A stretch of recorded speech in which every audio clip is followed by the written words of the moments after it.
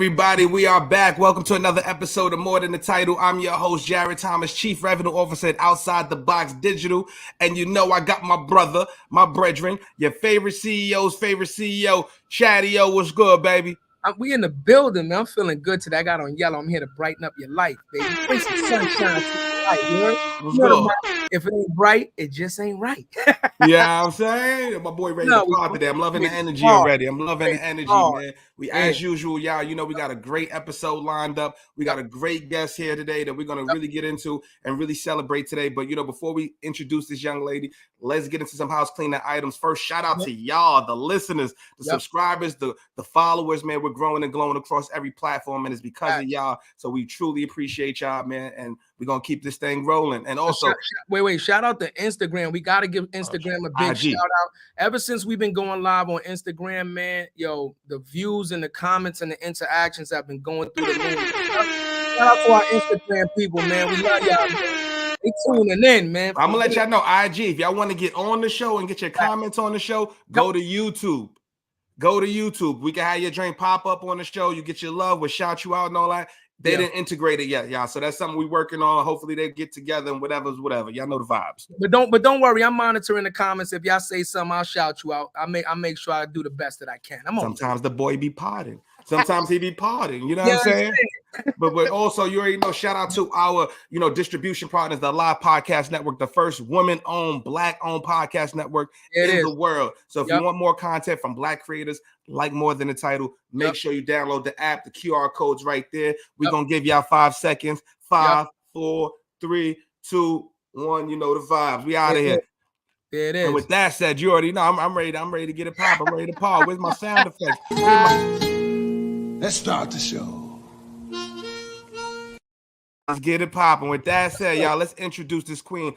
This sister is, first of all, the founder of Sister in Sales, which is the largest global organization for women of color in sales. She founded this organization out of determination to promote, support, and encourage women of color in sales across all industries.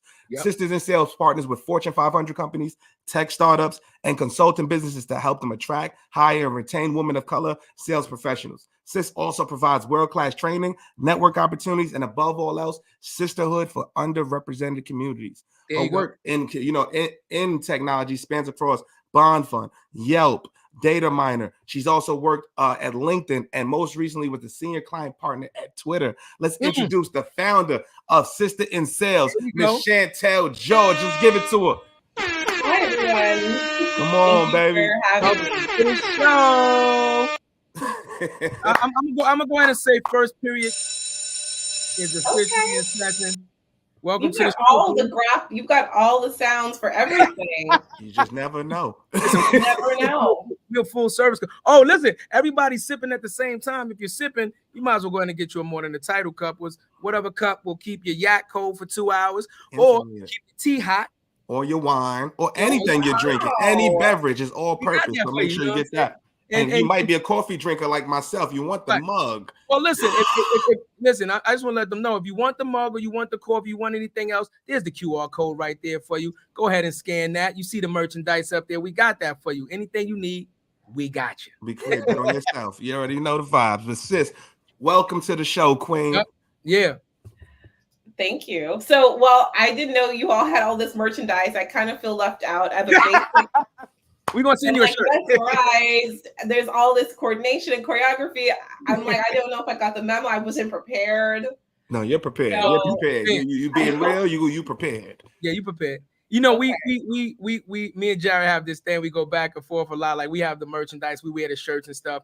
So we yell at each other when we're not branding. So if we don't have on the shirts or the sweaters and stuff like that, at least we got to have the cup. Got to have something with the brand. You got to have something. I love that. I mean, so my logo has pink, white, black. So I'm wearing black. So that's kind of, the brand left. There you go. If you ever come to our conference, it's pink from head to toe. It's completely like. I love pink. Yeah. They call me Pastel Chatty. Pastel Chatty. That's what they call me. So, they in my lane right now and bring out the lemon pepper steppers. Lemon peppers. The lemon pepper. We're gonna be in calm with the steppers on. The steppers. We're gonna see us on the beach. Steppers on. I love that. You know, I want to let the listeners know, man, this is going to be a powerful, powerful episode, man. Please pay attention to what's going on. This queen is about to drop a lot of gems. So please, please pay attention. I guarantee you're going to walk away scratching your head like, God damn. Yeah. Right now. I think we should start, because as you were talking about the brand, sis, let's talk about, sis. What was there a specific moment or something that happened in your career that made you want to create this organization? Right. Okay. Yes. Many times.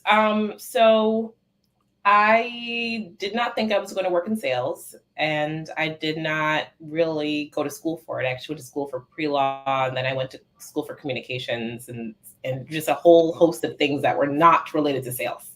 Yeah. And then when I got into sales, there were not a lot of Black women. And so then there was that. But I was okay at the time to just kind of keep my head down. And then I saw that there were so many people around me making a ton of money, becoming managers, becoming directors. And then I started to wonder, well, why not me? What is it about me that does not afford me these opportunities? So I went out networking, as we do, to find other people who can help answer those questions. And I went to different events, and there were no Black women in sales there. So instead of spinning my wheels, I decided to create the space that should exist in the world. And so here we are now, 7 years later. We are 12,000 community members. We're in 36 countries, and we have major events, and we're celebrating 7 years. You said a community of 12,000 sisters. Yeah. I mean, Fire. I gotta jump into it because she says something that's kind of like, she's seen a problem. We don't have representation. Why don't we don't have this? Why we don't have that? And she automatically jumped to, well, let me create that. Well, I'm gonna say right off the back, that's not an easy task, sis. You gotta give us some background on what made you feel comfortable with jumping into the entrepreneurial field, because everybody cannot do that, right? We all know this is not for everybody. What made you feel comfortable with saying, I'm gonna start my own, and having the fruition to say, I'm gonna stick this through to make sure that it's successful? Okay, so the real answer is, I didn't know if I was cut out to be an entrepreneur. So my boyfriend at the time, it was my fiance, it was my boyfriend at the time. He told me to update my resume with what I actually did for my company, which at the time I was working on the side. He said, put all the deals you've ever closed, put all the people you've ever worked with, put all of the different milestones you've ever done. And then I went looking for jobs. And every time they looked at my resume, they were like, you doing this, but you want to work here? And they would ask me questions, and I was responding, but it wasn't as like, if they asked me a question about the business, my face would light up and I would be so passionate. And his experiment was to show me that I was the only person that was holding me back. And that if I just actually put my accomplishments on paper and gave it to someone and they looked at it, that they would see that I'm not meant to be an employee. I'm meant to run my own company. Because message. Oh, I hit the wrong one. We both hit the say. We got hit with the message. All right. We got double messages. Right off the bat. So it happened, and I had one interaction. I was so close. I thought I was so close to getting this job, and the guy was my brother-in-law's army buddy. And I think in any other circumstance, off the strain of family, he would have been like, you know what, let's get this woman a job. But he called my brother-in-law and said, I know Chantel is capable of so much more. And I also have a family to feed. So I know she's going to be working on her business and working here, but I know she really wants to work on her business. So not because I don't think that she's excellent, but she needs to work on her business. And like, after going through that for several months, I just said, you know what, let me just work on my business. And that's how it started. And it's just never stopped since then. And I think that sometimes it's not me I'm always transparent. I didn't just wake up one day and say, I'm going to be an entrepreneur and struggle, and eventually, win. Yeah. But I am going to be honest with my accomplishments. And I think companies will look at that and they'll say, you shouldn't be here. Yeah. First of all, I love and I felt that. Yeah. And 7 years in, you said something. The key word I heard was the struggle. Yeah. We talk about a lot of people just see the end goal, but they don't realize the real beauty is in the struggle, in the journey, right? So could you tell us a little bit about that journey to get to where you are today? Like, what are some of the hardships you had to overcome to be the sister you are today? I mean, I just got through one today. I was at the bank for 7 hours. You said, wait, hold on. I didn't even hear that, but what you said? I said, I just got through one today. I was at the bank for 7 hours. They didn't want to clear the check. They didn't want to cut the check. Well, you know, banks are funny, especially with Black businesses, right? I feel like they take you through a bit more rigor than maybe our other counterparts. Yeah. So I spent a long time going through my website, talking about the press I've received, talking about the partners that we have, you know, just to get to a higher level of service. So one of the struggles does come with proving yourself. You don't have a Fortune 100 name to rely upon that will open doors for you.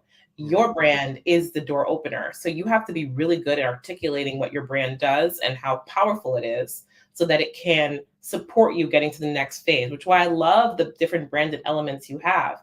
You've got to be your biggest cheerleader. Like today, I thought I was going to go into the bank and say, I want a better level of service. I'm doing this much revenue. And they were like, okay. And I said, okay, well, I guess I'm going to start selling that with my sales hat on. I said, okay, let me bring out my computer. These are all the things that I've done. These are all the things that I'm going to do. And then what I thought was going to be a few minutes turned into a 5-6 hour conversation. But it was good because I met a lot of people and now I have the relationships I need. And if I have an issue, pick up the phone, call a direct line, get my needs met. But you have to fight for yourself. You have to fight for your brand. You have to fight for your place in the world every day, all the time. There's no established brand that's going to do that for you. You know, you work at a large company, you don't have to do that. It takes care of itself. You're on the backs of a 100-year-old business. It takes care of itself. But when you're building your brand, you have to take care of it. Message. It's a completely different way of thinking about yourself and your value. Yeah. Message. Love what you just said, but she said something that I gotta backtrack on because I think it's so relevant in today's climate. She said her boyfriend, who's now her fiance, told her to do the resume and we're gonna do it this way to show her something, right? Look at what that does. Number one, support system. We talk about this, right? Stop fucking saying when you become successful that you did it by yourself because you did not, right? Somewhere down the line, somebody helped you, right? So the support system, number one. Number two, the fact that as a man, he still pumped his woman up to say, even if he's not an entrepreneur, because I don't know what he does, right? He might have a 9 to 5, but he's like, I believe in you enough and I'll support you enough to show you that you don't need to be doing this. Even if I'm at this level, you need to be, you know what I mean? We cannot go past that because there's too many conversations nowadays about men that do not support strong women, right? And our efforts to provide this family dynamic, right? Because she said fiance, so clearly they're building a family dynamic together. That is very important in today's climate. So shout out to whoever your fiance is for, you know, having the fortitude to back you in the vision and see that. Motherfucking air horn for Black love. You know what I'm saying? That's what we're doing. That's what we're doing. We celebrate that. We cannot just go right past that and not say shout out. I appreciate you saying that. Yeah, his name is Malik Washington. He's an amazing fiance, and we actually are looking at wedding venues this weekend. So shout out to him for real. But yes, it definitely takes someone, to your point about Black love, supporting you, but it's in partnership. And you know, he said to me when we met, it doesn't take all day to see sunshine. And I thought that was such a beautiful way of just I'm putting that in my repertoire. God damn, Malik, we stealing that one. Yeah. So I was like, wow, you know, because to your point about, you know, there's a lot of propaganda right now about Black love and Black women and Black men. And I don't want to go in that direction at all, but I totally understand what you're saying. We celebrate. It's not about going in that direction, but we have to acknowledge it. We're not going to sit here because this is for the culture. We're not going to sit here and turn the blind eye to it, right? Yeah. We're going to acknowledge it. We're going to celebrate it, and we can move on, but we're definitely going to celebrate it because guess what? When it doesn't happen, then you hear about it, right? That's true. Right. I will give you that. I will give you that. I just the sensationalism around it, I think sometimes loses the essence, but I do appreciate you pausing there because I certainly can't do this alone. And it's not possible. It's just not possible. Yeah. So I do agree with that. And it feels good as a Black man, because the age-old saying is, behind every strong black man is a strong Black woman. So now you can say behind this strong Black woman is another strong Black man. Look how dope that is. That's absolutely correct. How dope that is. That makes us feel good as strong Black men ourselves. No, I appreciate that. And the brand is about that. So I just actually came from filming an interview similar to this with a Black woman executive in the DMV area. And she met her husband at 18, and they've been married for 30 years. And so I can't start at her career, because she's been married longer than her career. Right. You have to start at the partnership. How did you establish that foundation to be successful, to be on track to being a vice president at a large brand? And so I think you're absolutely right to talk about this. Like, the framework and the foundation required to be successful includes partnership. It is very difficult to do this alone. And if it's not a romantic partnership, a familial relationship, somebody has to be there. Somebody gotta be there. Where you at? Yeah, Jesus, somebody. Come on, help me, please. Help me, please. Come on. Exactly. No, I love it. I absolutely love it. Yeah. Yeah, John. I was just saying that's real talk. I did want to get into, because you did say you was in law school and like you made the transition into sales, right? For me, I'm in sales, right? I just lucked up in it, right? I was, doing a bunch of odd end jobs. I was a waiter, all this other shit. I was in the streets, found sales on fucking Indeed.com, and next thing you know, I'm actually good at this shit. And then you realize all the BS in tech. Like, one thing that you acknowledged that I love is the isolation as a Black person in tech. Right. Yep. The isolation you feel. You're the one. It's not you're the minority in every space. In one spot, I was the one of 332 employees. I was the only Black person. Yeah. So imagine how that feels in that island. So when you say that, you go to the conference, you see one Black person, you give them the head nod. You know what I'm saying? But we so fragmented and segmented that it's like, So I'm so proud that you did this. So I'm curious how you got in it. Sales, it's like alone when you're on your team and when you're calling people. You're also not calling people from your culture either. So message. Hold on, but the reason why I like sales and why I continue to think it's a good job for us is because there is gamification involved, and I'm competitive with myself, and I'd like to put a goal and achieve that goal. And I also like the way that you can achieve goals and also live a really fruitful life. And your ability to make money comes from your input. And I love that. It's the harder I work, the more money I make. Love it. There are very few careers that are that linear. Plus, you can work around your schedule. So if I over exceed my numbers in month 1, I can pull back a little bit month 2, month 3. Like, that is, to me, that is a great deal. So I wanted to become really good at it so that I could have a flexible lifestyle. And a lot of people would look at a quota and be nervous. And I see a quota, I break it down into days, I break it down into hours, I break it down into minutes, I break it down into small tasks. And I'm there, I hit it, I move on. I can go back and live my own personal life. Message. Yeah. Somebody's very organized. Somebody's very organized. I am actually, funnily enough, this may come as a surprise to most. I am not a type A person. I am a type B person. I am all about relationships. I have a very strong sense of relationship health. If I think a relationship is dying, I have intuition of when to call someone and just say, thinking of you, or this reminded me of you. Like, I have good relationship rhythm. So it's not necessarily. No, but that's phenomenal, because you're the CEO. Your company is based in sales, and what's best in sales but relationships, right? Absolutely. Your network is your net worth. That's it. You know what I mean? Exactly. Your net worth. So the fact that you are fostering these relationships, and you're doing it in the terms of, hey, I'm just thinking about you, Merry Christmas, right? Like, it's your birthday, happy birthday. It shows that you're more invested than just the sales call. You're more invested than just let's close out on this deal and then I don't speak to you and I don't know you. So that's why build that kind of a relationship, that's the longevity game, right? That's the game you're playing, the longevity, because now, even if somebody can't work with you or do anything for you in this moment, they'll never forget the relationship that you have, because things always change, right?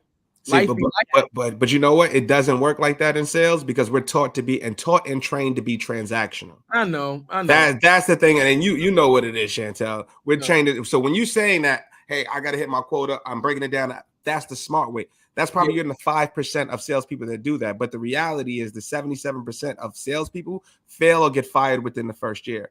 Right. For not hitting that quota, for not having the proper training, for not knowing how to account plan and map out your territory, to not know and make excuses. And you only can control what you can control. But like you said, if you hit it right, and if you hit that stride, if you organize, like Chantel is saying, you build those relationships, you can make 800, 900 grand plus your ass, versus being a teacher where you could be the best teacher in New York City and your salary is going to be a salary, unfortunately. Right. But you also have to be a go-getter. And let me say it to you. Some people are very good at organization, right? They're organizational workers. If you tell them what to do, they can do it, no problem, right? They can do it. But the moment, sales is like innovative. You got to sometimes come up with creative ways to get this fucking deal closed, right? That's the difference. Like, not a lot of people outside the box can think outside of the scope. How do I close this deal? How do I get this client to answer the phone? How do I get this client to answer this email when he's receiving 500 emails a day? You know what I mean? But it can be taught. Yeah, right. So that's huh? That's the beauty. It can be taught. Yeah, I'm not saying it can't, but when you have a natural ineptitude to something, you still shine through, is what I'm saying. No, absolutely. That doesn't. You understand what I'm saying? That's what isn't that part of your training too, sis? Right, as part of the Sister Foundation, that you train to help, like, when they come into tech, what that process is. We train on, right now there's a shift. So you need to have some, like, not technical, but you do need to sell what's very, I guess, popular right now. AI is popular, machine learning is popular. You have to have subject matter expertise of what is popular. And you need to know, to your point, how to be creative to get the deal done. There was a world where, to your point, Jarrett, you were given a playbook and then you were just said, go into the wild and make it happen. Yeah. Nowadays, I think companies are pulling back on teaching, and they want people to come with more knowledge. So there's an increase of classes and courses and gurus and these people and that people, and everybody has a course and a thing that they're telling. And this is good. We do want more education out there in the world. But to your point, you do need that je ne sais quoi, that go-getter aspect. You could learn anything, and there's always going to be something gotta have it. Always going to be a way to do things. You kind of like, and I know this because when I was a sales manager, I had 17 reps. And I could tell who really liked it and just was trying to figure it out. Who was just paying the bills. And I could also tell, and this is a little bit of a tangent, I could also tell who was going to be successful unintentionally. So I remember, I'll never forget this story. There was this white guy who was on my team, and he was so good at just standing his ground. Like a customer tried to push him around, he would just say, no. Customer asked for a discount, he'd just say, no. He was like he was very stoic and rigid. And, you know, coming from the North Bronx, I'm calling people and, you know, they may be saying, I don't have the money or whatever. I'm like, okay, well, here's a discount. Here's this, here's that. Because I'm accustomed to making sure that, you know, I'm buying with my wallet, as they say. I'm selling with my wallet, which is, at the time, if I don't have a lot of money, I can't imagine selling something more than what I have in my bank account. That is money that I had when I started out. So listening to this guy, he's so good at saying no. He's so good at pushing for big deals. And I was like, my gosh, like, where did this all come from? Yeah. What I mean about intentionally being good, well, it turns out he actually is one of the heirs of the Dunkin' Donuts fortune. And so he doesn't have needs, right? This is... You met Duncan. Wait, hold on. You met Duncan. Wait a minute. What the hell? You had undercover boss on your job? I guess. I mean, yo. This is just a job for him to sharpen up his communication skills. He doesn't have needs. He can ask for this much. This isn't a big deal. This is not a lot of money. Yeah. And his ability to just lay boundaries with customers, even with me, was interesting. And I had to unlearn my, like I said, selling with my wallet. I had to unlearn what that looked like. Because if I consistently think that someone can't afford something because I can't afford something, I will never be successful. So over the decade, I unlearned that behavior. We got a Message. something too that I was about first of all, about the gurus and influencers. So before we continue, we got to pay some bills. We'll be right back. You can get your courses here at otbdigital.com. If you want to know how to develop your personal brand, be an influencer, be on the homepage like Jarrett, and be rocking with Chad, and be rocking with Chantel, and you don't want to make 1,000 calls, come find out the source, how the algorithm works, how to create good content in 5, 4, 3, 2. Back to the show, y'all. My bad. Okay, nice segue. You know what I mean? You brought it up. The gurus is a market, and we're trying to fulfill the market needs. I understand. Let me tell you, right? One of my I'll never forget this. One of my first jobs that I ever had, I think I was like 14 or something. I just got my working papers. Was a call center in White Plains. My cousin's stepfather worked there. He was like, I could get you guys a job. You make a lot of money. It was commission based. That's when I first learned about commission. And they sat you in front of a computer and you read a script, right? If they pick up, you read this page. If they hang up, you do like that, right? And then we had a sheet, and how many you run through the sheet, you check off, you cross off, and you get another sheet. And I'm telling you, I read the sheet and I'm like, yeah, hi, my name's Chad, and and I'm just saying, like, we were asking very invasive questions, like, how much money do you make? Or how much money you have in your 401k? We're just doing a survey, and I would get hung up so many times, like, fuck this program. I'm being honest with you. And the way I started really making money was I was innovative. I was like, listen, I know you're about to hang up. All I need is 2 minutes. If I don't convince you in 2 minutes, you can go and hang up. I never come back. And that's how I started to get people to stay on the line more. Need a hook. I became less robotic and more human. Need a hook. Right? Less robotic and more human. But that's what I'm saying. I found creative ways. Now, remind you, you're in a bullpen. It's like 100 of us. All you hear is phones go. It's like a call center. You know what I mean? And you can see who's doing well and who's not doing well. And like I said, based on my experiences, the people that didn't do well is the ones that weren't innovative, the ones that didn't add their own flavor to it, their own personality to it. It's just the ones that just tried to read the screen, tried to just do it by the book, and they had minimal success. That you got to want it. Matter of fact, let's go. Chantel, let's take them to sales. Let's take them to sales class, second period. Second period. Okay, so I want to say this. So, like, a lot of us, unfortunately, a lot of us Black folks really only experience what you just described, Chad and Jarrett. You're in a room, you're making cold calls, you got a script, and that is what the common perception of sales is. And I also was in a room making calls on a script, and my dad walked in once. This was back in the day when he was still with us, and he was like, "Are you a telemarketer?" And I was like, "Kind of." So ultimately, I that was also the reason why I looked outside of the building, because it to me didn't make sense. I was like, there's a lot of white people here, and where there's smoke, there's fire. Where is this job going? It can't just be this. Yeah. And so that's when I expanded my network, and I found other people who had been in sales for 10, 15 years, making a lot of money on private jets, going to these events, having these homes.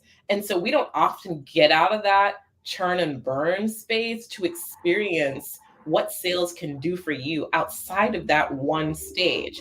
And that is what I've been doing with the company, which is exposing our community to what happens after you graduate from that space. There is a world where your company will pay you to fly to a client for lunch. Your company will pay you, hundreds and thousands of dollars base salary to maintain a book of business that's multi-million dollars. Your company will pay you to have people underneath you doing reporting and doing campaign and et cetera, to make sure that you are maintaining the book of business. Hold on, I just got disrespected. What about me? LinkedIn user 457. Please shout out Chad. Oh no, LinkedIn user. Shout out Chad. There's cheese on this motherfucker. Come on, that's true. Right now. I'm here too. You know what I'm saying? Shout my guy out. Shout my guy out. Come on, man. Don't do that. Don't do me like Come that. on, LinkedIn. He's starting to post more. Listen, I posted more this year than I've ever did in my life. Come on, man. It's only January. Give me a break. But Chantel, you're absolutely right. But unfortunately, unless they hear it from somebody like yourself that they can look at and they can relate to, they don't know about it. That is one of the cultural weights that's weighing down our community now. Miseducation. She said, still ain't say hi. Still ain't say hi. So, miseducation and just miseducation when not getting the right information, and non-education when you're not getting information at all. You understand what I'm saying? And these are the two things that we're battling with the most to try to improve into the community, because guess what? The better everybody makes choices based on the information that they have in front of them at the moment, right? So the better the information, hopefully, the better the choice you'll make, the decision that you'll make. The worse the information, then you can only decide to do something based on the facts that you have in front of you. Yeah, but you have to, with Chantel, you had to want it. Like, it goes back to being a top 5% of salesperson. Right. You sought out the top sales professionals that were on the private jet. There we go. You try to get in proximity. There you go. You know what I mean? But you got to meet you too. Hey, make your profile public so we shout you. LinkedIn user 457. Come on. Announce yourself. Nah, but real talk, you sought out the top professionals, right? And like, I'm a curious person. I ask a lot of questions. As you should be. I don't like to just sit in situations and not know what's going on around me. And these sales classes, especially when you start out, they'll hire 100 people, and by the end of the first year, there's 10 people left. Yeah. You know, either they're fired because of performance, or they moved up. And so I just wanted to know, where were they going, and how do they know where to go? So I've always been a curious person. I think a lot of people, unfortunately, this can sometimes be something that affects us as women, is that we feel like asking questions removes our authority. I have a completely opposite position on that. I feel like I would be talking out of my behind if I don't ask questions to get clarity first. I know a lot of people like to jump into solutions and jump into, well, I know the answer. I want to know exactly what's going on. Like, why is it this way? What are you going to do about it that way? And so that's why I was like, I'm going to ask the questions. I'm going to figure it out. And I had a lot of coffee chats. I had a lot of discussions with people, and they told me about their jets, and they told me about their salaries, $500,000 here, $600,000 there. I was like, I'm not going to stop there. How exactly? Tell me exactly how this happened. And I took out my little notebook and I wrote it down, and I realized this was so valuable. So then my first ever event, I got 10 women together, and I said, I want you all to meet one another, because you've never been in a room with other Black women in sales before. And I've got some questions for you. And I wanted to ask them questions, but I couldn't, because they were so busy talking to each other and asking each other questions and how they got there, and where was all of this, and you know, how did they break through this and that? And then I just like looked back at the head of the table, and I was like, you know what? I'm just going to build this thing. I don't need to ask any more questions. Let's just build it.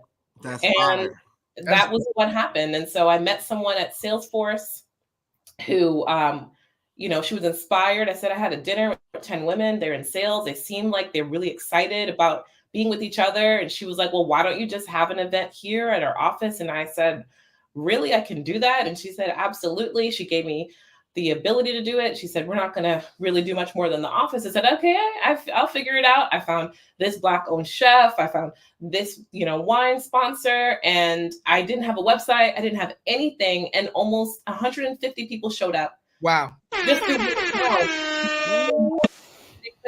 all those questions that they had about where their jobs could go and where their life could be. And they felt good at sales, but didn't have enough maneuvering and massaging. And so the rest is kind of history from there. That was a great comment at the right time. Chantel is inspiration and a role model as you were going off. That's a fact. Shit, let me add the bell. There you go. That's called instant validation. Absolutely. Instant validation. I think that's so dope. You know, I think people, I'm just gonna be honest, I think people in general are curious, right? Naturally curious, right? Mhm. And if you put enough like-minded individuals into a room, the conversation will definitely spark itself. You know what I mean? If you provide, how they say, like, if you build it, they will come. You know what I mean? If Yeah. you provide the right environment where somebody can feel safe and feel like, oh, this is a dope environment, a safe space for me to come and, you know, be myself and learn some things, you'll be surprised what can happen from a Message. That's real talk. You know, as we're talking about the business too, sis. So first event, right? 150 people show out. You know, you didn't have the website.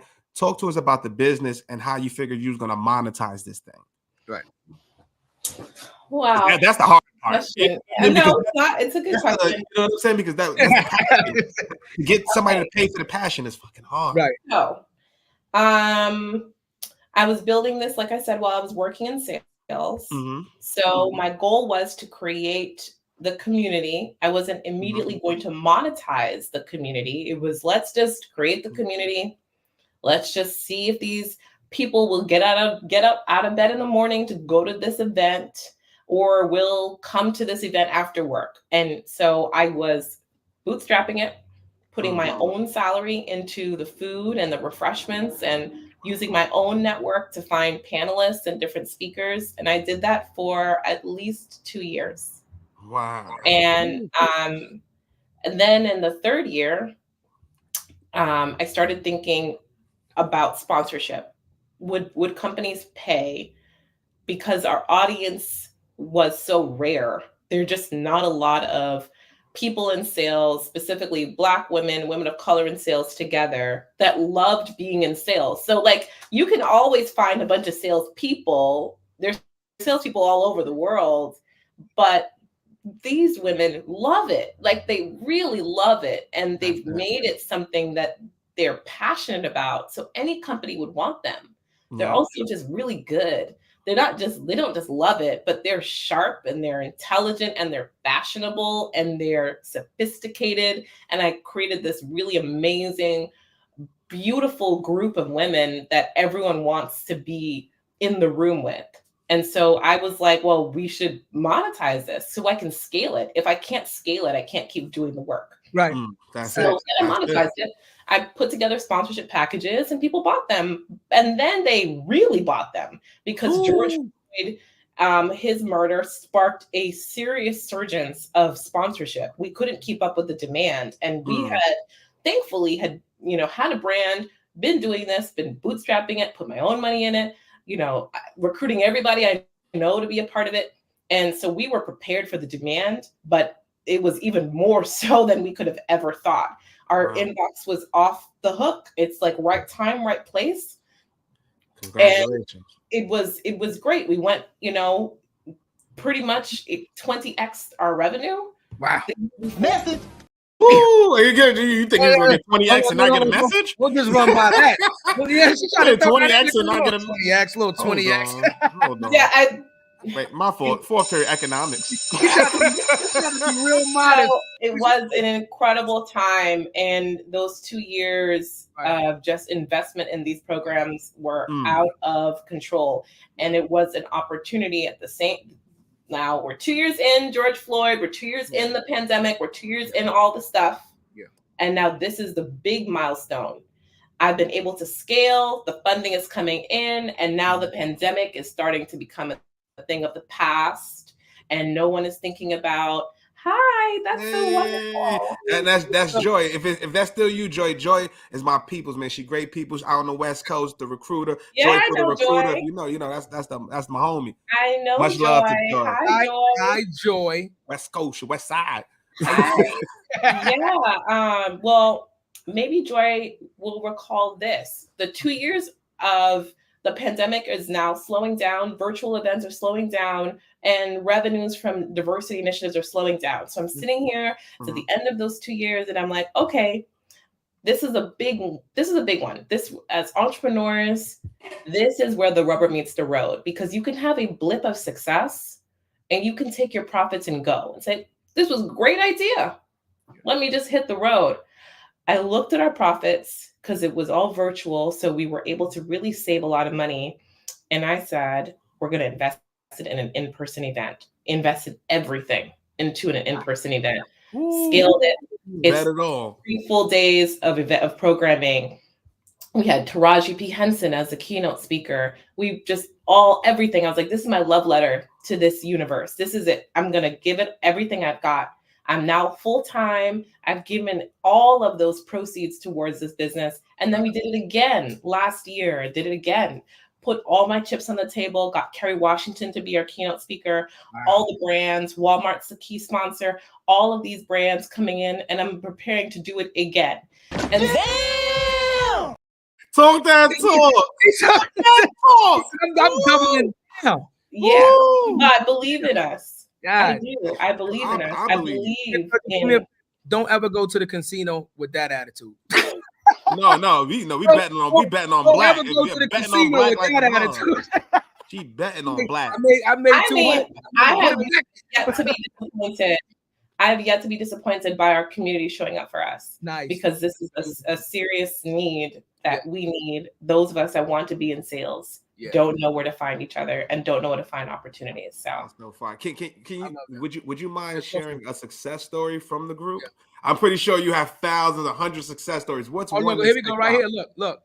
The CIS Summit was the highlight of 2023. Woo! I mean, it sounds fire. So many success stories. I would say women that have broken down in tears from being at the summit because they've never been around so many other Black women in sales. Like just that transformative experience of like, I'm overwhelmed with emotion. I feel like I found someone who will listen to me. I no longer have to hide my pressures in my group of friends that maybe have different jobs that will never understand how I feel at the end of the month, end of the quarter. Will never understand, looking at that big zero every quarter and wondering how am I going to get to the top. It's just a different kind of stress and a different kind of pressure. So that often happens. At least several women have this like transformative like breakdown. They walk into the summit and they see everything that's been built for them. And then by the end, they're just built right back up. So it's a lot. There's so many success stories, and it's really an honorable position to be in to build this. Yeah, but the key word she used, Jarrett, and we've used this repeatedly on the show. Transformative. You knew where I was going with. Transformative, baby. You knew where I was going with a transformative experience. There it is. You're not giving. Listen, let's be clear. I'm gonna say it because fuck it. We don't hold back on the show. Black folk will show up for some free food and some drink. Black, y'all, and I'm black, y'all, and I'm. We can't do it because of the copyrights, but I feel proud. I'm proud of that. People will show up for some free food and some free drink, right? Damn right I will. Absolutely, right? Happy hour is the quickest way to get a motherfucker to come to your event. Listen, we got a free happy hour. You show up, right? But the key word you said is transformative, right? When somebody comes in there and they walk out a different person. When, like you said, when they are overwhelmed by emotion so much that they start to break down with tears of joy, like, you have completely changed my life with this event. That is when you know you have got something special. And that's why the community keeps coming out for you and they haven't disappointed you, because you continue to provide. Listen, I'm going to tell you something. That's a very special skill, because it's very hard to do a transformative experience once. But to keep recreating this experience, right, where people come year after year and say, I'm still going back next year, that's a gift. And I applaud you for that, because, it's rare that people can do that. You gotta listen to him. You can learn something. That's potting right now. That guy's potting right now. But you did it on such a large scale too, sis. First of all, I gotta ask you the mama I made a question, but I want to wait. I want to save that one for later. Now that we're talking about the event, talk about the logistics of running a large scale event. Like, what are some things you've learned by putting on such an event of this magnitude? It takes a year or longer to plan it. Right. So, the venue has to be selected, and the scoping and the design and all of the behind the scenes work take way longer than you could have ever imagined. You have to do 3 things at once. You have to design the event, you have to sell sponsorships for the event, you have to sell tickets for attendees for the events.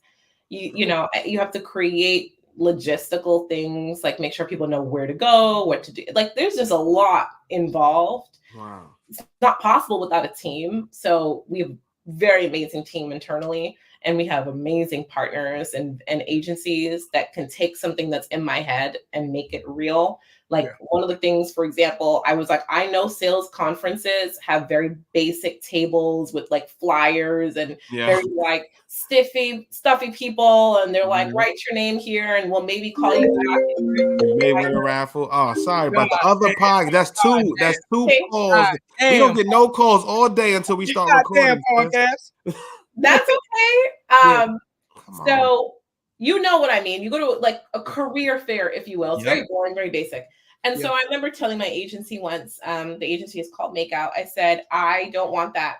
I want a sales conference where there are connections and conversations happening. What if it looked like a cafe where every company had their own little cafe cluster? So like the name of the company is above you, and underneath it is a couch, 2 chairs, and a barista in the center that serves custom coffee.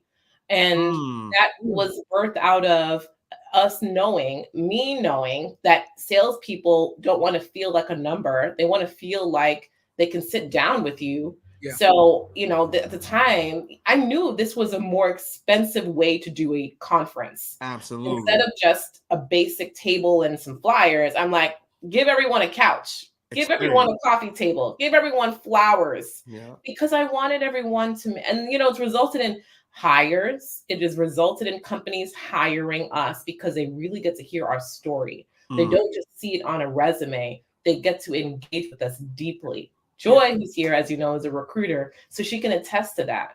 And it's that making those changes, which is, I know what I want to see at an event. I have to communicate it to an agency. The agency has to actually get it so crystal clear and then execute it.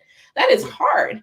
And then they talk about it. You know what you're talking about, and that the trust that you are capable to lead this project. So you know, you don't, just because you're an entrepreneur doesn't mean that you automatically are in a lead. Funnily enough, there will be a lot of people that try to test your vision and try to test that you know what you're talking about, but you do know what you're talking about. So you have to have confidence even internally. So message.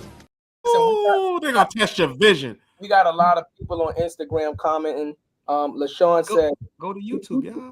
I'm just saying, you know, we can share it out. LaShawn said there's not too many transformative experiences because people like to gatekeep information, right? Facts. And by you giving out these ideas for how you're running your event, she's saying like that's great event information again. You know what I mean? So again, like already for people on the Instagram side, what you're telling them is unlocking ideas in their head, because they might possibly be thinking about trying to put together an event that, you know, they can get people to come out to repeatedly. Or even attend and support, right? Like we've got a lot of Black professional women out here in the New York State, New York City. You know what I'm saying? A lot of women that I've worked with, there were teammates, colleagues, people that like my sisters now that don't have a safe space. They're probably not saying that they don't know or not aware, but if they're not aware, we're going to make sure they are aware, because this sounds like an amazing opportunity, straight up and down.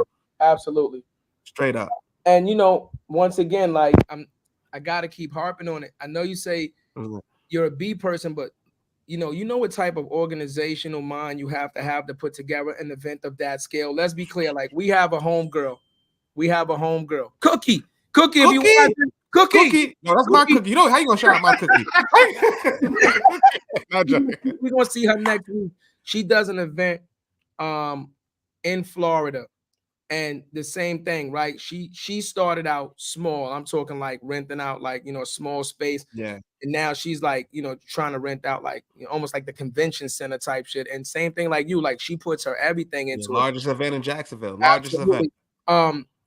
It's something over mimosas, right? What is it? Manifesting over mimosas. Manifesting over mimosas. You know what I mean? And again, you know, we had a conversation with her about being you know, an African-American woman, and the struggle in finding funding, number one, right? Finding sponsorship, right? Selling the tickets, finding a team that understands the vision of what you want and helping you create it. You understand what I'm saying? And she, like you said, listen, I put a lot of my own money into this. I put all of my personal money into it and my time and my effort, and I nurtured this thing. And what year is she on, Jarrett? Fourth a fourth year now, third year, fourth year, something like that. So, yeah. In like third or fourth year. So again, like, you know, she didn't quit after the first year. She could, like, you know, could have took some money and ran. Second year, she got a little bigger. She could have took some money and ran. And just like you said, she kept doubling down and doubling down. Because the way you talk about sales, I know you was a President's Club. You was a top performer. You know what I mean? I could just tell, like, you know, you got the eye. You know what I'm trying to say? So as a seller, killers respect killers, right? I know what it is. Since I know you could have been making some good bread over there, and you said no. You was working at Twitter. You was working at big brands, right? So for you to double down on this for the cause, like fighting that good fight, it's fucking hard to fight the good fight, sis. Yeah.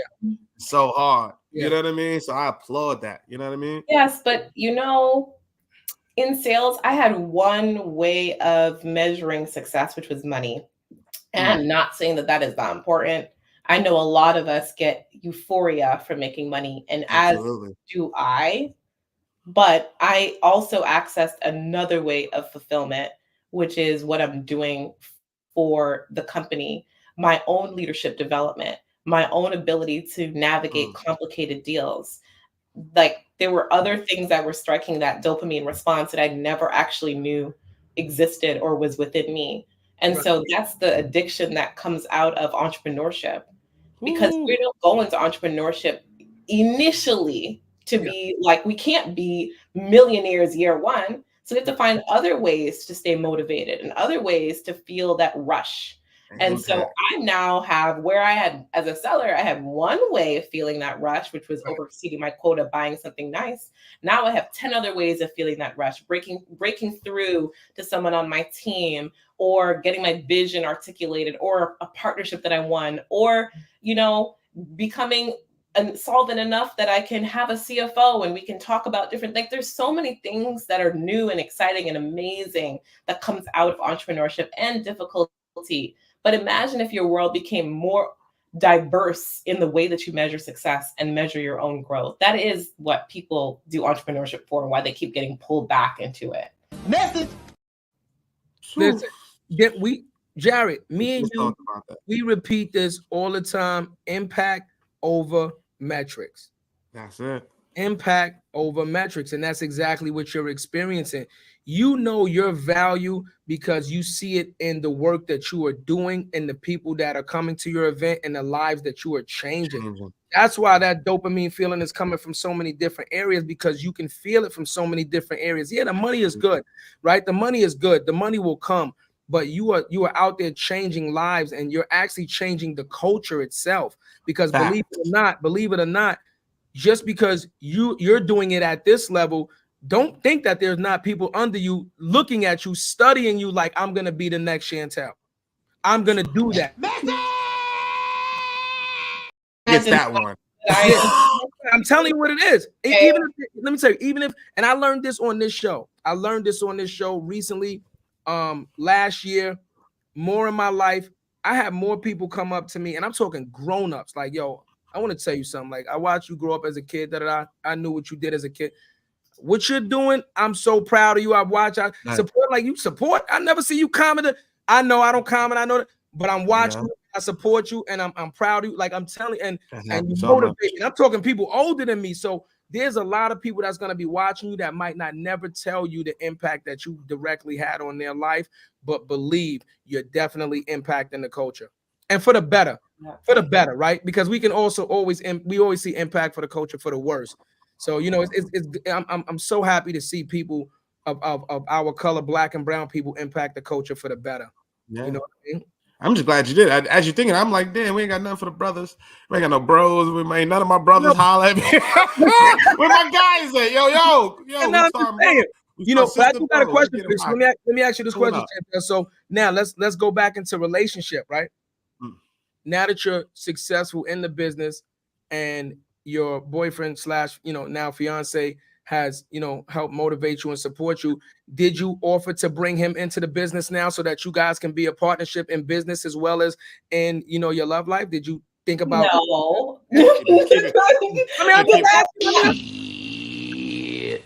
Face said that shit. He's so capable. It's only because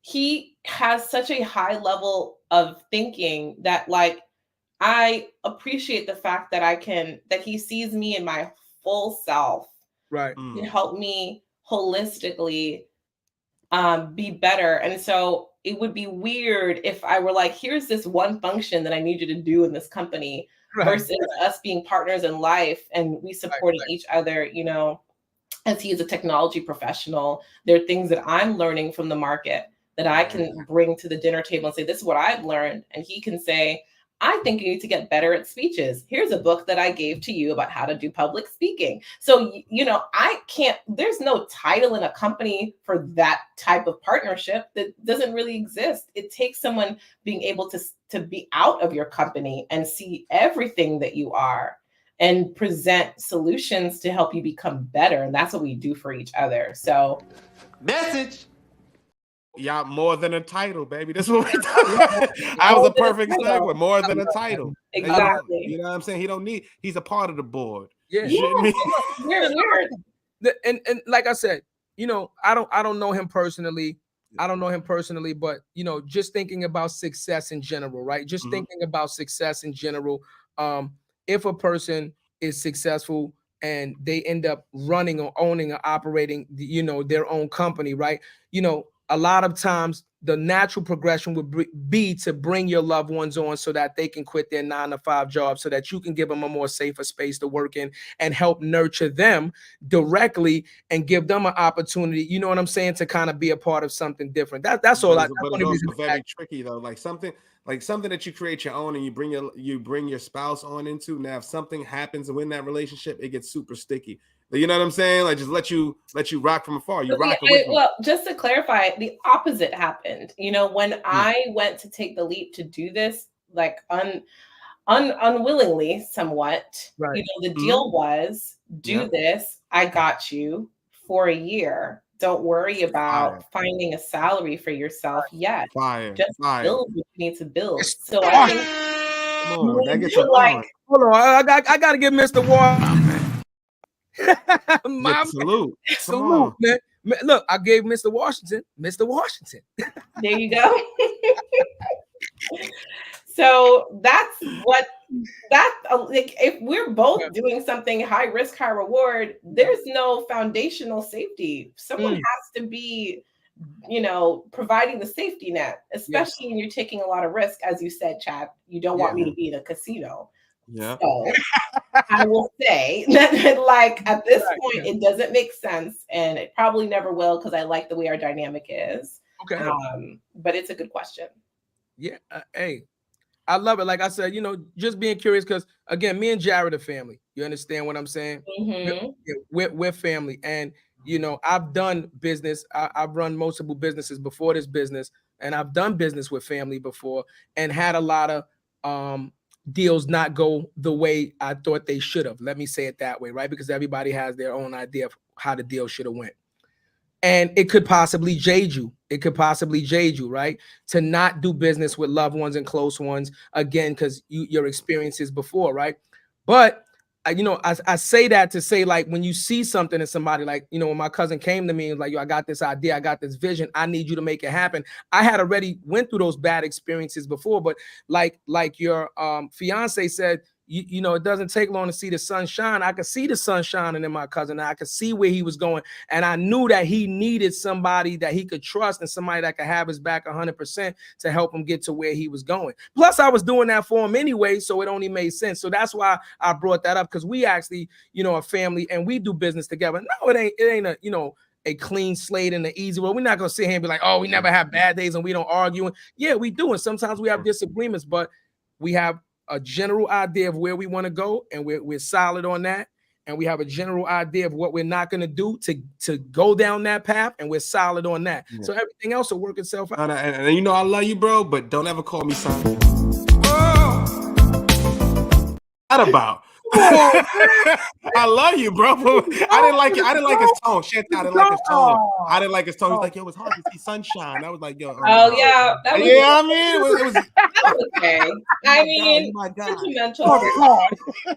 Peace to the gods. I love that. I mean, look, I love that the family connection over there, it makes total sense. But contrary to popular belief, Like, I love what I built and I love what I do. It is not my life. I am, we're getting married. We're going to have children. We're going to move. We're going to do this. We're going to do that. Like this is partnership beyond work.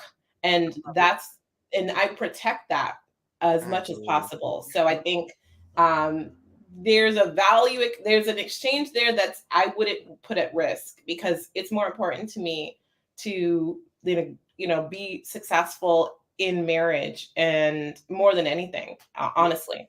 That's a fact. We were just talking about that. We're gonna dive into that later this week, though. We're gonna talk about like the new Black community. What does that look like, and stuff like that? What is the curriculum we should be teaching our kids? What should there be curriculum to be a husband and a wife? He said something that was fire too. What he said about the school, not about the school. Well, I mean, we talked about the every culture wearing a uniform and things of that nature, except the Black culture. But one of the main things, and this is why I keep harping on it, because we just spoke about this in depth, and it really opened my eyes up to true success. Is you cannot tell the success story of somebody getting a job or somebody creating a company and leave out the relationship factor that has to play into it.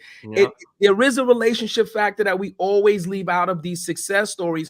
And I think this story has to be told, because it will show you the balance of how to build a business or how to build a successful career and still have a family and still have a relationship. Because what is the narrative? The narrative is, to be successful, you got to be at work and focus so much on work that you can't have a relationship, or your family's going to suffer, right? That's the narrative that they play out, especially as you climb the ladder.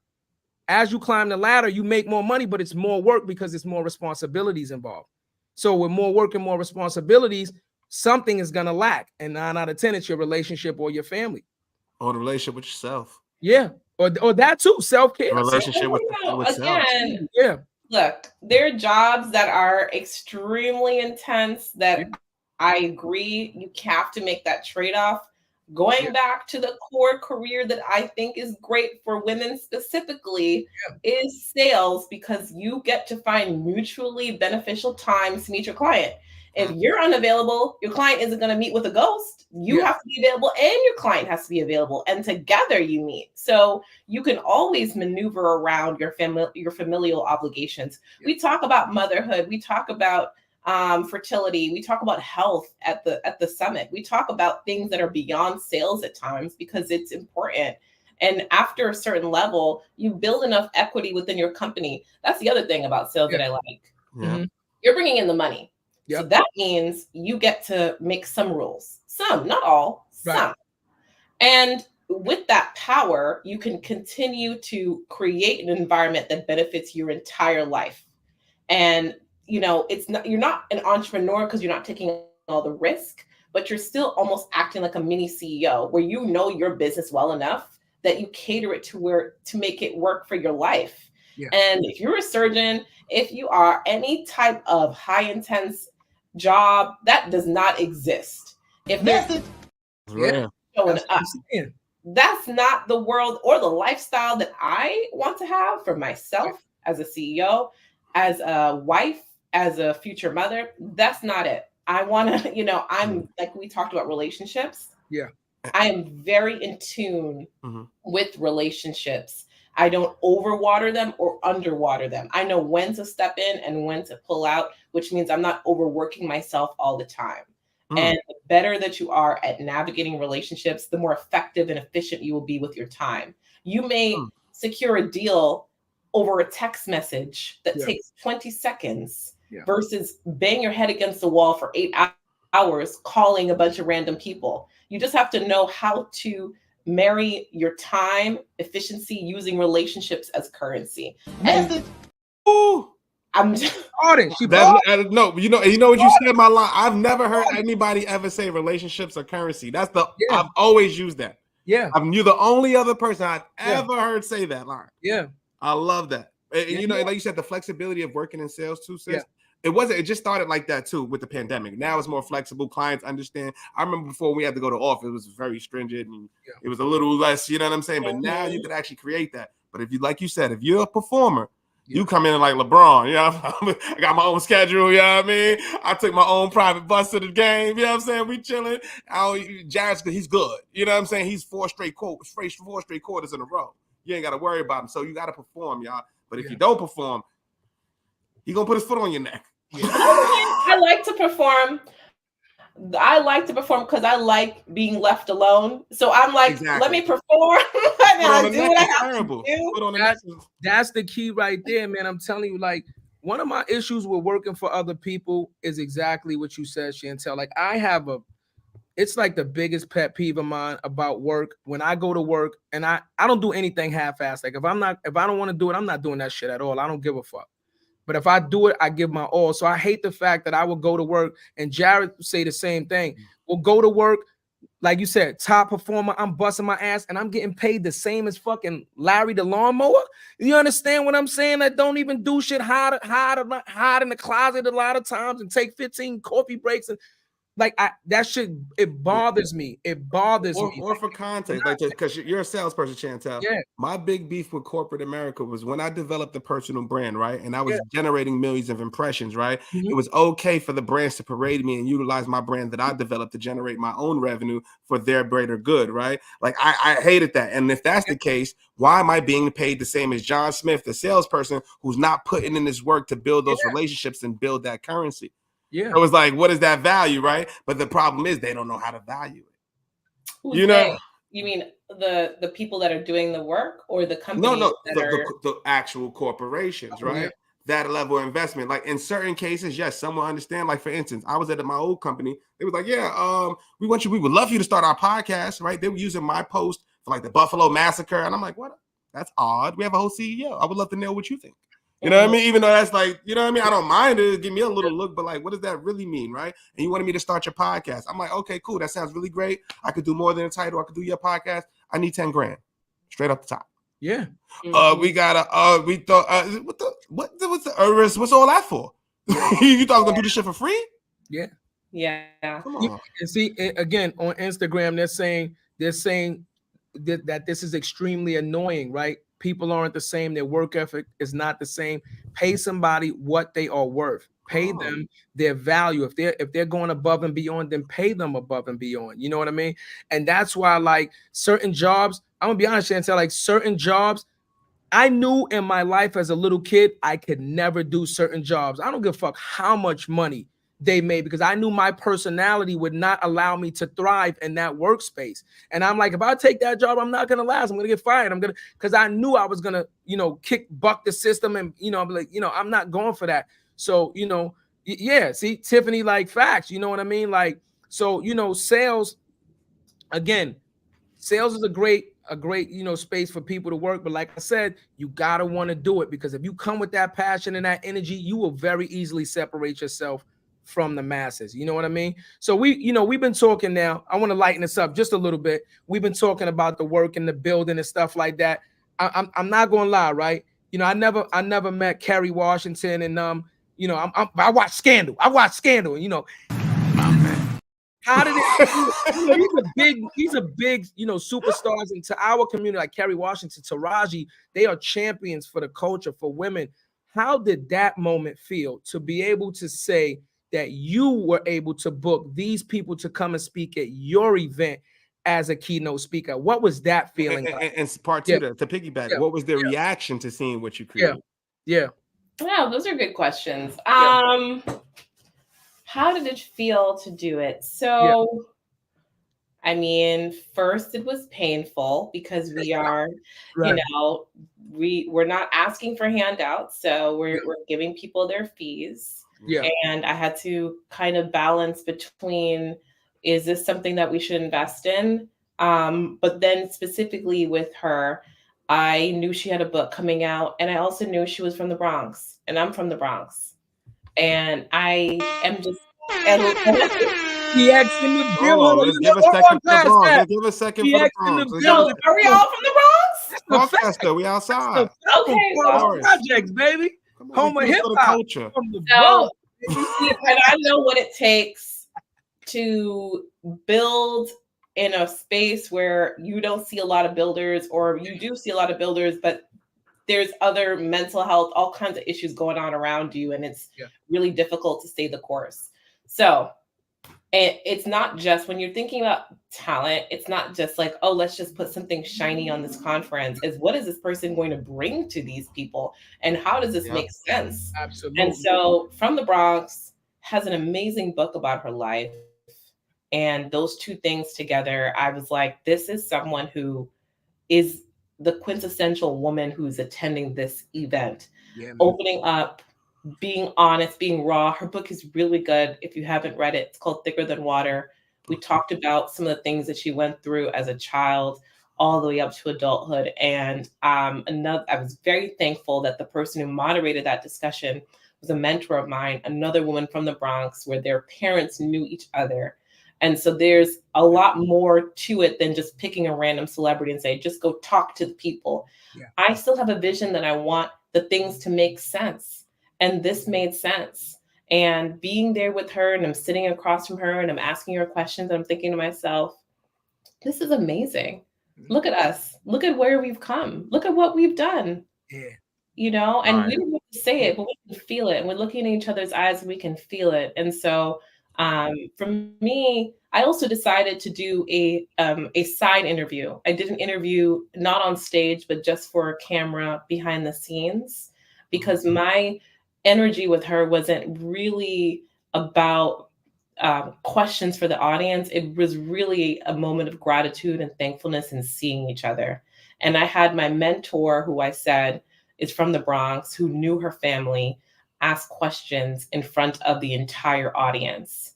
And I also, you know, last year or the year before, I was a question person for Taraji. I was the one that interviewed her on the stage. And it was okay. You know, it was a really good conversation. She was really good, you know, but I was like, I know when to step away from a space that I'm not a journalist. Right. And I can bring this experience together, but I know when I should be doing a certain thing and when I shouldn't. So when I had my mentor and Kerry together on the stage, and I was sitting in the front row, and I was watching how these two women were talking, and I was like, that I'm so happy that that was not me.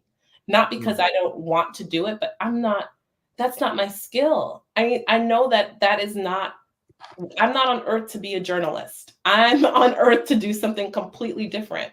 So when she and I had this special moment behind the scenes that only we shared, it was everything that I could have wanted out of that experience. You beat me to it. I didn't even had to let go of the button. It was that's fire, man.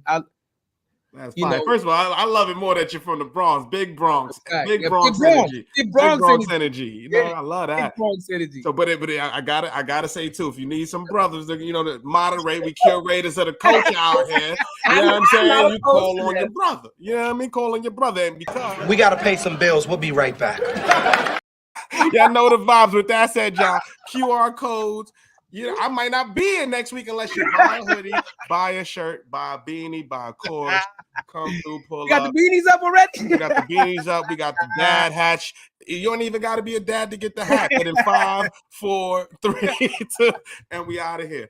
Oh, no, he's out of control. Ladies and gentlemen, I just want to, Chantel, I just want to let you know, I love him, but sometimes I just be like, what the is wrong with this guy, man? Get him here or what? Who gonna promote you better than you, right, Chantel? Who gonna promote you better than you? It's so true. That's what's up, man. I would love to do something too, sis, as far as Women's Month is coming up, right, in March, right? Coming up. So if you have any sisters that, you know what I'm saying, I know you have a big network of sisters. Absolutely. Sisters want a platform, come tell their story, talk about sales, talk about their experiences, be unfiltered, be raw. Please let them know they have a safe space here. You know what I'm saying? Real talk. Let me build on that, because what we were thinking about doing, and we're really going to try to implement this for the month of March, Women's Month. We want to just have all women all month long. Normally we have women and men on our show. There is no preference who goes first. It's just how we book them based on everybody's schedule. But we would love to have all women all month long in March and just empower the women out there, Black and brown women, and just really showcase the powerfulness that lies within our culture with the stories that are not being told. That's what, so that's what we're going to try to do. We'll definitely help there. So just let me know the details. Yeah. I think Joy is still with us. She would be an amazing person. Joy, okay. Joy got the brand. Joy do a thing. She wanted LinkedIn. She outside on the LinkedIn streets. That's okay. We might have to get Joy on the show. Joy. Well, you better know how to pronounce my name before you come on this show. User 4657. User 4657. So, okay, so let's lighten it up a little bit, Chantel. I know we're coming up on time. So, you've taken this amazing journey, and, you are growing and glowing. We like to say you are growing and glowing, and you're running this business, and, you have a great supporting cast for, family. What does Chantel like to do to just relax now? Away from the business, what do you like to do to kind of just let your hair down and say, okay, I need a breather? Because let me tell you something, work is good, right? Grinding is good, but we also, as Black and brown people, need a stress release, some type of release valve that we use to calm down and kind of decompress. What do you like to do when you're feeling like you need to decompress? Okay, I like to cook different recipes I see on TikTok. Okay. What's the illest dish you cooked from TikTok? Illest dish? Okay, I'm first generation. So let me just be clear. So I'm first generation American. Okay. Right? My family's from the Caribbean. So I've been on a cook, and so my fiance's from the South. So I've been on a learn how to cook Southern food tip. So I made shrimp and grits for the first time for him recently. Okay. And I make like all the things like that Southern classic sweet potato pie. Like, this is fascinating to me. Right. So I'm making all of those foods because I grew up with yam and this and that. And like those. The yam. I'm about to say, you a patty. You a patty right now. I didn't even know she was going to notice the first thing I said was oxtail tacos. I said that's an oxtail tacos. Is that what you said? That's what I said. I said oxtail tacos. Huh? I said that was a good call. If that was the first thing. Yeah, I love oxtail. I've been watching TikTok, and it's like they're making oxtails into fucking everything now. They are. So I'm like, I'm learning all the classics. Right. Okay. And he gets to be a great like tester because I'm like trying it all, and that's dope. Awesome.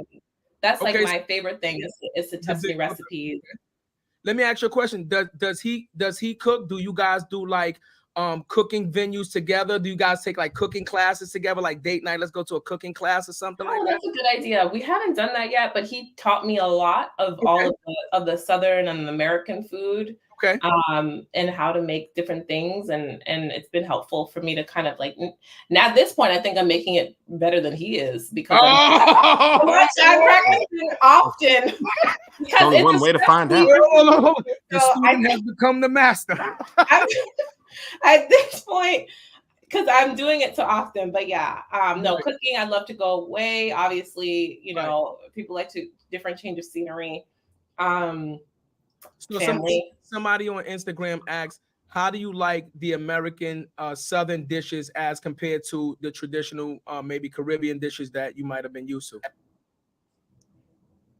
Well, it's very tasty. So I like it because it has a lot of seasonings. I like Caribbean food has seasoning too, but we make a lot of fresh seasoning like thyme, and we'll like blend green seasonings together and all of that. So like there's a world where I'm like, I could eat this plate of, as they call it, low vibrational plate. Low vibrations. Like, right. Yeah, low vibrations. Yeah. Yams, collard greens, fried chicken, all that stuff. It is amazingly good because I wasn't able to have that growing up. So like, I love it. Can't eat too much of it, I guess, because it's really not the best long term. Right. But I mean, I also like, I know why, I see why it's called comfort food. It's comfort. Absolutely. It's comforting. You gotta learn how to cook some catfish. Yeah, like I need to make that after a long day. It's like you have this plate of really amazing food, and it just makes you feel good. Absolutely. And it's that moment of just like, peacefulness. So I mean, it's not a forever thing, but I certainly really love it right now. Peacefulness, the itis. Shit, this sister got this brother hungry, fucking starving now. Ain't shit. I'm gonna be honest, man.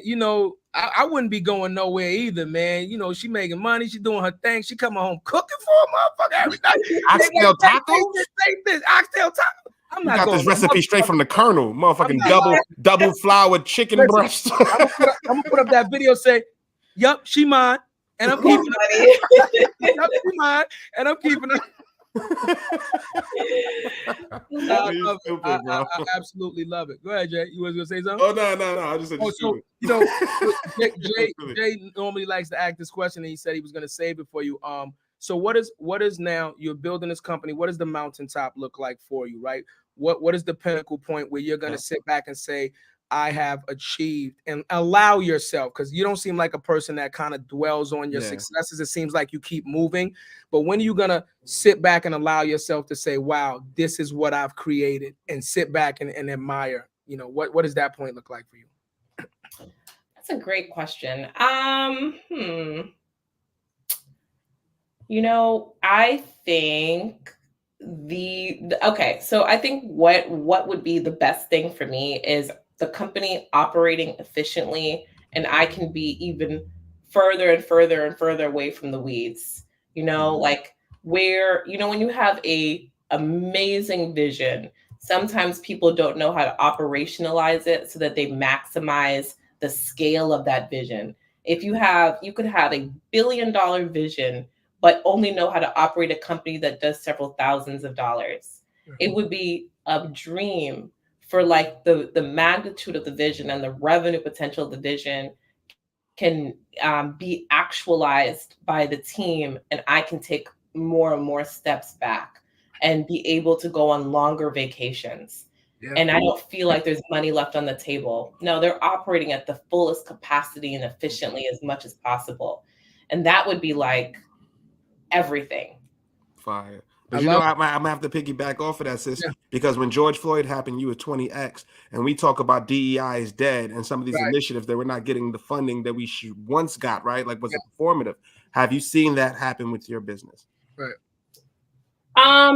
Well, yes, but not the way you're describing it. Like, I've seen conversations shift slightly, but at the end of the day, the economics of like where we're at now as an economy, as American economy, we're focusing on bouncing back. Yep. And the people that know how to do that are salespeople. So we are still important and necessary. So, I missed it. I was late on it, but that was real. We're not in the same kind of like D&I disruption per se, because, you know, my value proposition to a company is, you want salespeople, we have salespeople. It shouldn't matter what they look like, right? These are overproducing, excellent salespeople. Create the opportunities, let's make it happen. And so, you know, companies right now and the entire economy is focusing on rebuilding, getting back on the horse, getting the monies in, getting the revenue in, and why not us? So why not we're us? not in the same, that's not affecting us in the same way. If not you, then who? If not now, then when? And I know my last question is, when the hell are we doing an event for the Bronx? If there's one thing you could do for the Bronx to help better our community, what would it be, Chantel? I would love to. Okay, I had a dream when I was like in my 18, like early adult. I wanted to create a business center to just help local entrepreneurs with all the things they needed to survive. Like in my future life, or even now, it's everything, one-stop shop. It's accounting, it's legal services, it's marketing, it's sales. You gotta stop. I gotta cut you off. While we're laughing, I'm gonna send you the clip after this. I'm gonna send you the clip. That's what we're doing. Verbatim, what you just said. Verbatim. Let me know how I can help. No, I would love to. Let's do it. We are going to get together on this thing verbatim. We have told numerous amount of guests that is our pinnacle. That is what we will create for the Bronx. You are saying it verbatim. That's crazy. That's that big Bronx energy right there. Big Bronx energy. Bronx energy, right? You see? Yes, you are right. Because that's amazing. Yeah.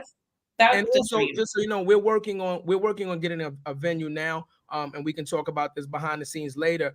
Me and Jarrett are working on getting a venue now to bring Black creators and Black entrepreneurs together. And, you know, the events that we want to throw, we want them to be very immersive, so they're intimate, right? We don't want somebody to just, you know, get on stage and then when they get off stage, you can't talk to them. They disappear. They got security. You know, we're not doing that. If you can't come down and, you know, maybe have like interview on stage and then get off and actually meet the people and talk to the people and interact with the people, we don't want you.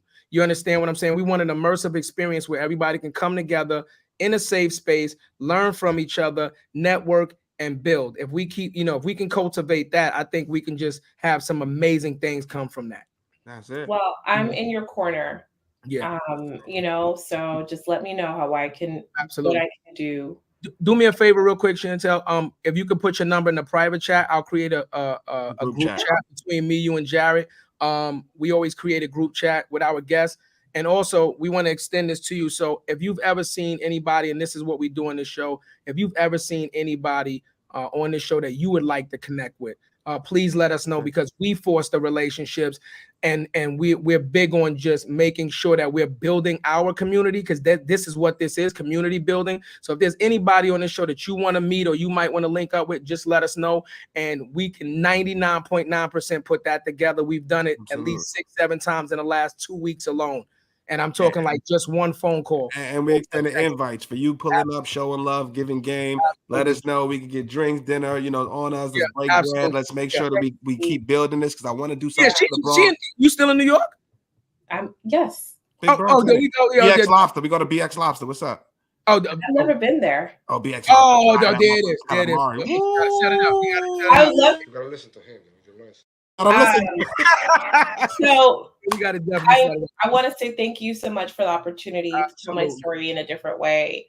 I would love to be a support for you, but also to all the women, and specifically the women of color that's listening. I would love to invite you to join our membership and learn and be a part of this ecosystem, because I think that that's so important. Sales is a life skill. You may not be like, a super sales professionally minded as I am right now, but if you are still trying to understand how to communicate effectively to win deals for life, we should definitely have you in our community. So do me a favor, Chantel. Make sure. Please let the people know how they can get in contact with you, where they can find you. And if you have any type of text information, like a link or anything, put it in the chat, and we'll definitely put it up once we post the show, so that anybody that views the show afterwards can have access. Yeah, when we post the clip shot, we're gonna have the link to the group. We're gonna have the link in the group in every comment. So make sure y'all look at the comments. Shout out to our sister Joy too. So if you want to get into breaking the text, she also works with Chantel. We will help you. They will give you resources, give you information to help you break into the industry, y'all. Right. Let's make this thing happen. But wait. We're gonna say this, and we always say this all the time. Chantel is a businesswoman. You understand? She's a family person. Do not waste this woman's time, right? Come correctly, right? Don't do yourself a disservice, and don't do us a disservice by bringing this to you guys and you drop the ball. When you contact this sister, you don't got to be perfect, but have your ducks in a row and be ready to work and be ready to do what's needed to do to allow you the ability to move forward. Do not waste this sister's time. That's not what we're doing over here. Well, right? She got brothers now. Stop playing with her. Stop playing with her. You know what I'm saying? You don't want Mr. Washington on you. You know what I'm saying? Stop playing with her. You know, so, we appreciate you for coming out, Chantel. Thank you so much. I definitely look forward to meeting you in person and brainstorming with you. I believe that we are definitely going to do some great things together. Absolutely. It's such a pleasure. Thank you so much for the invitation. And I wish the blessings on both of you. And we're connected now, so we'll stay in touch. That's it. Love. It's love. Yeah, it's not from here.